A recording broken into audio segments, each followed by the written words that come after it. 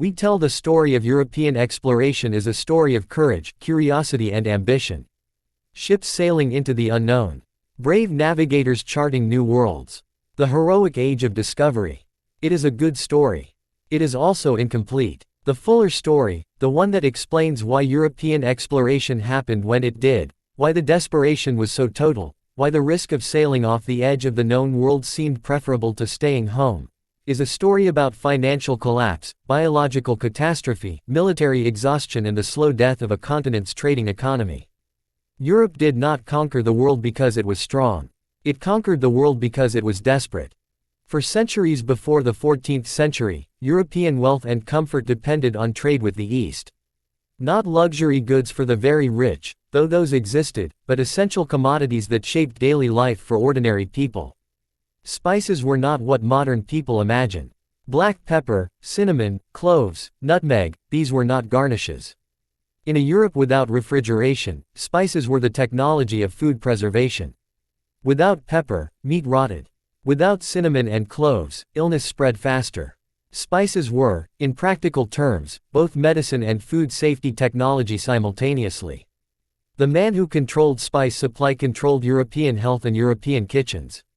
Silk from China clothed European nobility and funded the textile industries of Italian city-states. Cotton from India supplied everyone else.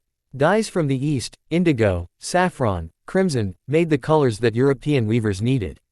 And all of it traveled through one network of routes, overland through Central Asia and the Middle East, through Byzantine Constantinople, and into the Mediterranean ports of Venice, Genoa and Barcelona. This was the lifeline of European economic life. It was about to be cut, not all at once, but piece by piece, across two catastrophic centuries.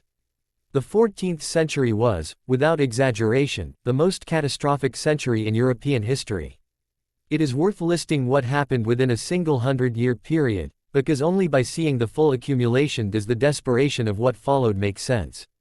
It began with climate. Around 1300, the medieval warm period, roughly 3 centuries of unusually stable agricultural weather that had allowed European population to grow substantially, ended. Average temperatures dropped. Growing seasons shortened. Harvests became unreliable. By 1315 the crisis became acute. An extraordinarily wet spring made it impossible to plow all available fields. Summer rains rotted the seed grain. The harvest failed catastrophically. Then it failed again in 1316. And again in 1317. The Great Famine of 1315 to 1322 killed an estimated 10% of Europe's population. People ate dogs, cats and rats. Reported cases of cannibalism appeared in chronicles across multiple countries. Governments that had been managing growing, relatively prosperous populations suddenly faced mass starvation with no mechanism to respond. The economic impact was immediate. Starving populations cannot farm, cannot trade, cannot pay taxes. European rulers who had been accumulating wealth through agricultural surpluses suddenly found those surpluses gone. Then came the Black Death. In 1347 a Genoese trading ship arrived at the port of Messina in Sicily. Most of its sailors were already dead. The rest were dying, covered in black pustules that gave the disease its common name. The bubonic plague, carried by fleas on black rats that had traveled the same trade routes as silk and spices, spread through Europe with a speed that contemporary populations had no framework to understand or resist. By 1353 it had killed between 30 and 60% of Europe's entire population. In 6 years, Europe lost roughly 1/3 of all its people. Before the plague, workers in London and Florence were already impoverished, earning incomes at roughly 3/4 of the poverty line. After the plague, the economic disruption was total. Fields went uncultivated. Trade collapsed. Nations restricted imports to try to stop plague spreading, which worsened their economies further.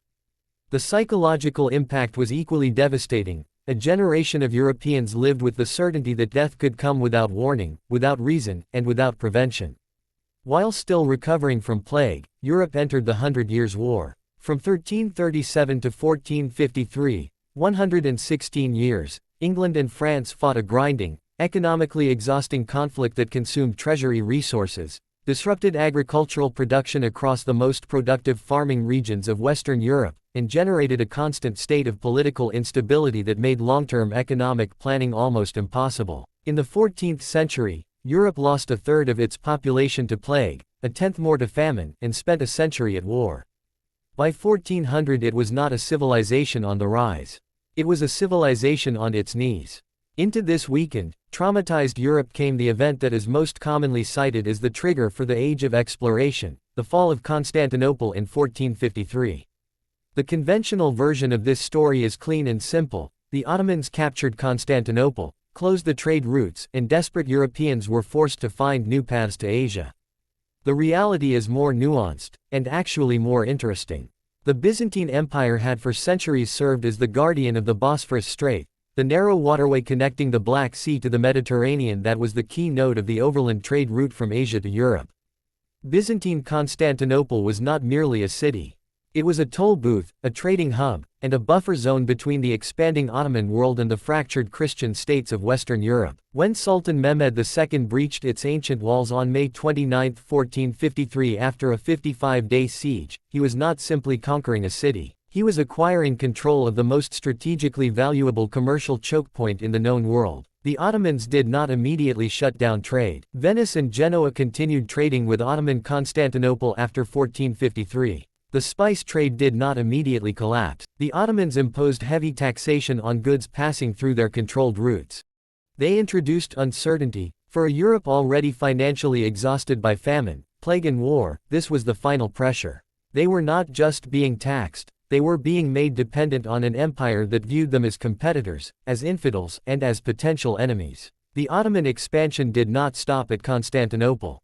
Ottoman armies pushed into the Balkans.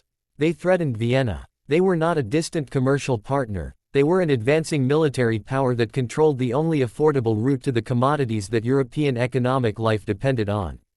The financial arithmetic was becoming impossible. European rulers were running out of gold and silver to pay for Eastern goods at Ottoman inflated prices. The silver mines of Central Europe were not producing enough.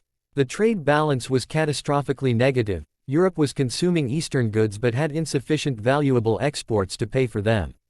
The gold was flowing east and not coming back. The Portuguese were the first to respond systematically. Small, poor by European standards, positioned at the western edge of the continent with no access to Mediterranean trade routes, Portugal had nothing to lose and everything to gain from finding an alternative. Under Prince Henry the Navigator, who from the 1420s funded a sustained program of Atlantic exploration from his base at Sagres on the southern Portuguese coast, they began methodically mapping the African coastline, testing the winds, learning the Atlantic currents. It took decades. Bartholomew Dias rounded the Cape of Good Hope in 1488. Vasco da Gama reached Calicut on the western coast of India in 1498. Columbus, funded by Spain after Portugal declined his proposal, reached the Caribbean in 1492. Within 50 years of Constantinople's fall, European ships had found a direct sea route to Asia that bypassed the Ottoman Empire entirely, and had stumbled upon two continents that no European had previously known existed. The routes they found did not immediately solve Europe's problems. They created new ones. But they broke the Ottoman monopoly on Eastern trade permanently. And they gave European powers access to something they had not anticipated: the resources of an entirely new world. Gold from the Aztec Empire, silver from the mountains of Bolivia, agricultural land on a scale that dwarfed anything in Europe or Asia. The European expansion that followed was not clean maritime trade between willing partners. It was driven by the same financial desperation that had caused the exploration in the first place. Silver from Bolivian mines worked by enslaved indigenous Americans and transported Africans flowed back to Europe, replenished the depleted treasuries, and funded the commercial expansion that would eventually allow European powers to challenge and displace the Mughal Empire, the Ottoman Empire, and the Chinese Empire simultaneously. The wealth that made Europe dominant in the 18th and 19th centuries was not generated by European ingenuity alone. It was extracted from other continents, by force, through slavery, through colonial taxation, and used to fund the naval power, the industrial investment, and the military capacity that the rest of the world could not match. Europe did not rise because it was superior. It rose because it was desperate enough to take extraordinary risks, find new routes, and then exploit those routes with a ruthlessness that its own desperation had taught it. The plague, the famine, the Ottoman pressure, the financial bankruptcy, these were not just causes of the Age of Exploration. They were the moral formation that made European colonialism possible. A civilization that had survived the 14th century had learned, at the deepest level, that survival required taking what others had. The East taught Europe how to trade. The Ottoman Empire taught Europe that trade routes could be controlled. The 14th century taught Europe that survival required finding new sources of wealth by any means necessary. The age of exploration was not the beginning of European greatness. It was the logical conclusion of European desperation. The most consequential voyages in history were not funded by confidence. They were funded by bankruptcy. Not driven by curiosity. Driven by hunger. The world was not discovered by explorers. It was discovered by debtors looking for a way to pay their bill.